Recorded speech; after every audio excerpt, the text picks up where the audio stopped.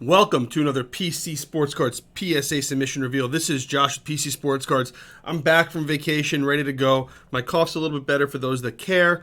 If you haven't seen our channel before, we do videos on outgoing submissions, subs that came back from PSA, consignment cards we have going on, how-to videos, a lot of stuff just about the hobby in general. We have some cool stuff that we're working on for this week and next week. And if you like that kind of stuff, hit that subscribe button, click the little bell so you get alerts every time we go. And without further ado, let's get started.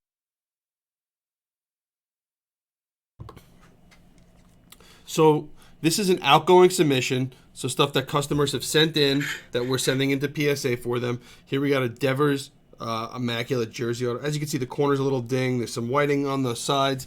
This looks like a card that a customer is just sending in so they could have it encapsulated, protected, secure the value. Using the $30 submission is a great level for this kind of stuff. I do have the macro lens on today, so we could look over a couple cards as we get to them. I haven't looked through the submission that much. We have 175 cards in the order. I want to talk about these tabs a little bit.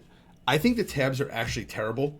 A lot of people think that it makes it easier for the grader to get the cards in and out.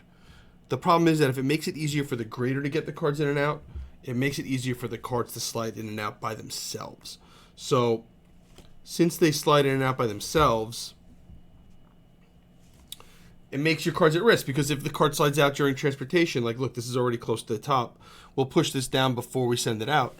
But if your card slides out, then it might get damaged in transportation, and then you're going to complain, oh, it's not in the same condition that I sent it. Well, of course it's not in the same condition as you sent it, because the way you sent it made it slide out of the holder, right?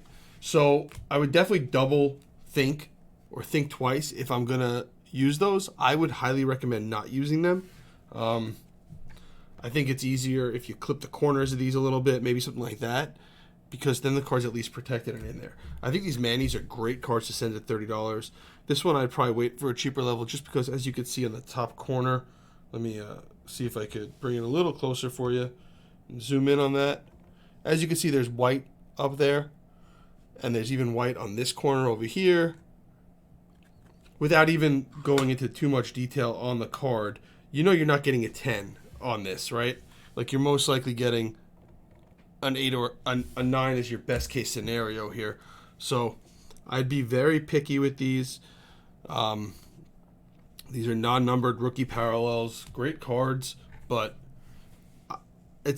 I'm not looking to get 9s on Manny Machado cards. So I definitely wouldn't be sending some of those in unless it's for my collection and I, for some reason, want all of them or just want to protect it.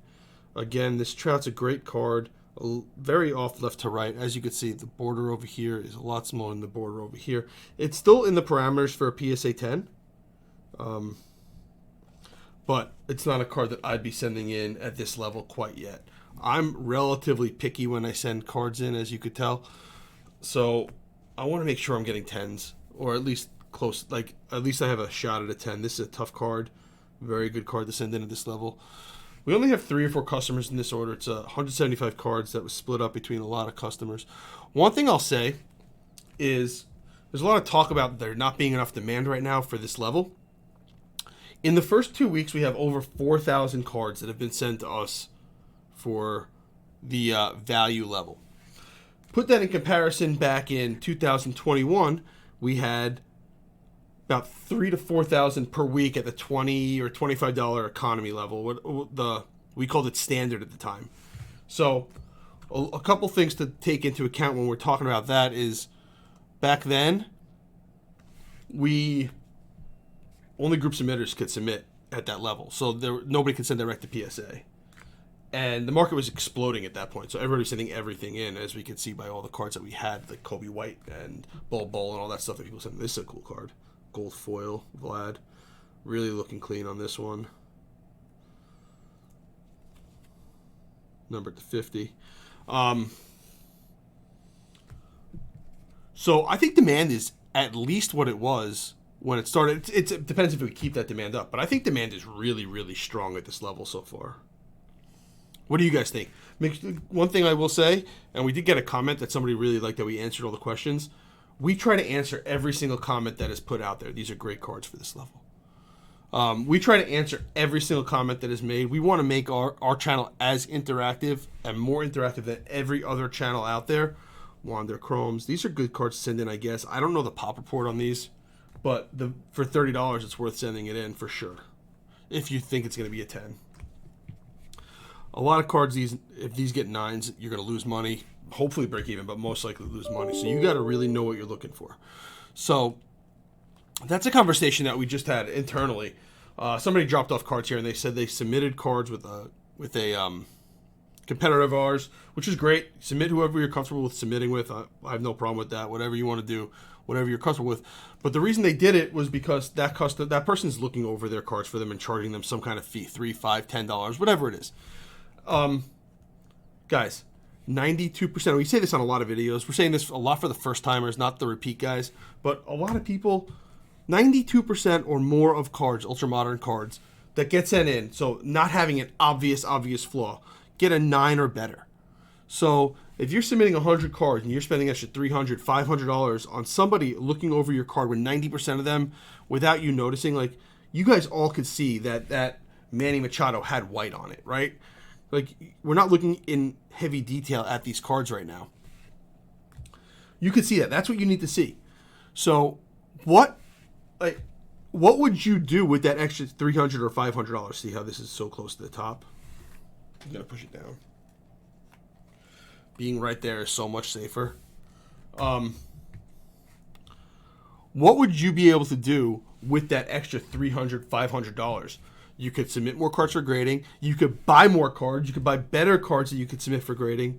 And think about it. If you use that money wisely and you know what you're looking for, you could turn that extra $300, $500 into another $900, $1,000, and turn that $1,000 into $2,000, $3,000, then turn that into $7,000, $8,000, and it can keep on compounding on itself. Every time you're paying somebody for a service you really don't need, you're taking the ability to make money away from yourself. Is that person saving you a couple bucks here and there, kicking cards? Maybe. But odds are you could kick those cards yourself. You just don't trust yourself yet. So instead of spending $3 a pop on 100 cards, take 10 cards that you know, that you have an idea of what they're going to grade. Take 10 cards and send those in yourself. Learn from it yourself. Invest in yourself. Invest in learning yourself. That's harder to do now than it used to be. When I first started doing this, I did a lot of that. I did a lot of that, guys. I sent in cards that I had no clue, but I took really copious notes on what I was sending in. Took really, really good notes on what I was sending in and learned. And I taught myself what would get an 8, what would get a 9, what would get a 10. Since it was mostly BGS, I taught myself what subgrades I would get, right? So I could look at a card like this and know that centering from the bottom to the top is not great, right? You could see the difference with your eye. You don't need a centering tool. You could see it. It's thinner here, it's thicker here, right? But since it's relatively equal on the sides, not very far off on the sides, I'm okay. Because key here, so if you guys are listening and you're trying to take keys out of this, key here, centering, it's better to be off more in one direction but right the other direction than off a little bit in both directions. Better. Right? That's a key. You know that now. If you watch this video, if you're one of the 1,000 or 1,500 or 2,000 people that end up watching this video, you learn something that most people probably don't know. Most people are paying somebody $3 or $5 a card to do that. To do what I did in 10 seconds. 15 seconds. Right? I just don't want to take customers' money by doing that. Mbappe. These are great cards. All these cards are the perfect cards to be sending at $30. You're not trying to beat somebody because there's a lot of them in there, but there's a lot of value if they get 10s and you're safe if they get 9s. And the soccer market's not that volatile right now, right? So another investment key is as prices go up, volatility goes up. That makes a lot of sense, right? Because if the price is higher, it can go down more, right? Volatility goes up as price goes up. As price goes down, volatility goes down. It's an inverse, it's a direct relationship, right? So as price goes down, these are cool. Volatility goes down. I think he's got like 12 of those. So I'm going to go through those relatively quick. Oh, he's got 12 of this Stitches card, right? You can see the corner there not as sharp. That corner is good. That corner is not as sharp. That one looks pretty good from a quick view, right? A lot of those McDavids, right? So right now the market is down a bunch. I'm just going to grab, there's a lot of cool ones coming up, so I want to get to them. So these are just more of very similar McDavid cards. I don't know a lot about these hockey cards, but there's a lot of them, 12 of each. So we'll see how those do. So as the market is decreasing right now, PMGs. So these are really, really tough grades. We sold a ton of these on eBay recently, all numbered to 100. If these get big grades, these are a lot of money. So this is good because in case the volatility of the PMG market gets worse and the prices come down, not really in a rush to get these back. There's not that many of them. They're limited. The reds are limited to 100. We sold a lot of these on eBay. Check out our eBay. It's actually listed up there now on the bottom of the screen, so you can go to it. So what I'm saying is, as the volatility goes down, your time horizon for getting these cards graded actually increases, right? Because the risk of them going down more or going down in chunks isn't as bad, right? If something went down 50%, it's a lot harder for it to go down another 50%, right? So, John Tavares, Lindquist, I really hope we get these on consignment afterwards. So if you have cards that you're thinking about grading, it might be time to send them in at that $30 level because the risk isn't as bad as it used to be. Obviously, that's messed up. That's messed up, so we're going to see a lower grade on this. Brodeur. Sorry, guys. I actually really love the PMG look. If these get high grades, these are freaking insane cards. Lindstrom. Teemu Solani, who I used to have on all my NHLPA teams. Teemu and Pavel Bure were my two guys. Sakic. These are all stars also. There's no like little names here. Brett Hull. So I think this submission overall is giving us a great outlook into what people are submitting at the $30 level. Some of this, like this is numbered to 50. I'd probably send these blues in a little bit faster, but I understand why you're sending them at 30 because you'll just get an upcharge if you do well. More Fleer Retro. So what are you guys sending in right now? Are you guys sending in a ton of cards? Do you think that demand isn't as high as it is? I think it's higher than a lot of people think. If we can consistently get 1,000 to 2,000 cards a week at this level before they open something else up, we're in a really, really good place. The hobby's going to be in a really, really good place compared to what some people think, which means, and I said this last week before I went away, which means that we are in an overcorrected market potentially. And if we're, oh, this is sweet. If we're in an overcorrected market, it's time to start picking some stuff up. That's funny, I have that of Duncan. Lots of hockey in this submission. Very hockey strong submission. We will have a lot of reveals coming back this week. I'm going to work on tomorrow's. Sorry that this one is so late in the day for you early morning guys that like it at 9 in the morning. I just got back on Sunday and we were closed yesterday, so I didn't come in. So I'm just doing it in the morning, and then I am going to do the reveal for tomorrow. So tomorrow we'll be back on track for our 9 a.m.s. I think we have an ultra modern bulk submission that came back. We got some consignment stuff. I asked the question on Instagram about a comparison between PSA, SGC, and maybe CSG and BGS of the same card values. So I'm going to start researching that and put something like that up either this week or next week. And we are also we're going to start putting up shorts. We're going to start putting up like 1-minute videos as well, because I think different people care to take in information in different ways, and we want to be able to give all this information that we have in any way that somebody wants to take it in. McKinnon.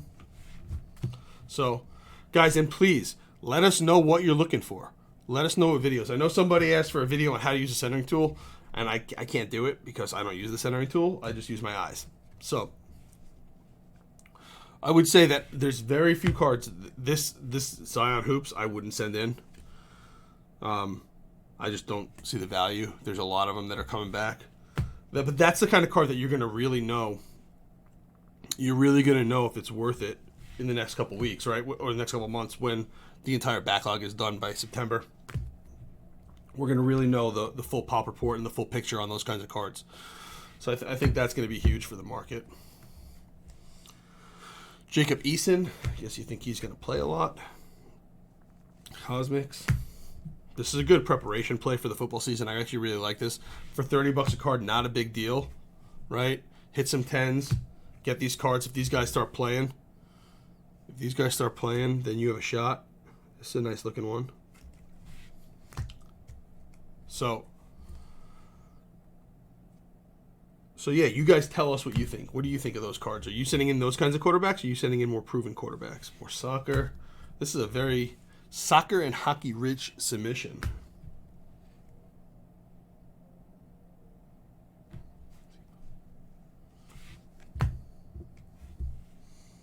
Pedri.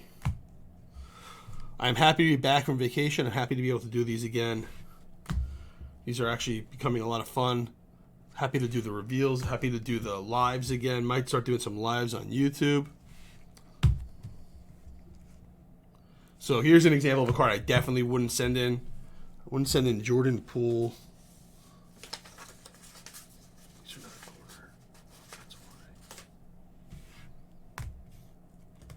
Mahomes, would definitely send that in. I wouldn't send in any collegiate cards, guys. Will to win Curry, cool. Probably worth it if it's a 10.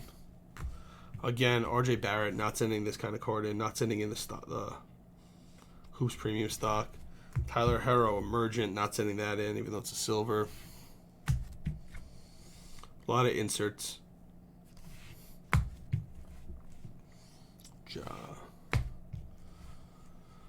Bain. Ellie De La Cruz. I don't know if I'm sending in paper of that. Cleo Watson, this is a good one to send in. Wander Bowman paper, I'm not sending that in no matter what the price point is. Libertor, Jazz, and Harper. So that is value 2022.12. Expected back sometime September, October, maybe November. Guys, thanks for watching this. Again, comment if you want to see more videos like this. Hit that subscribe button, click the little bell. And we'll see you on the next one. Thank you so much.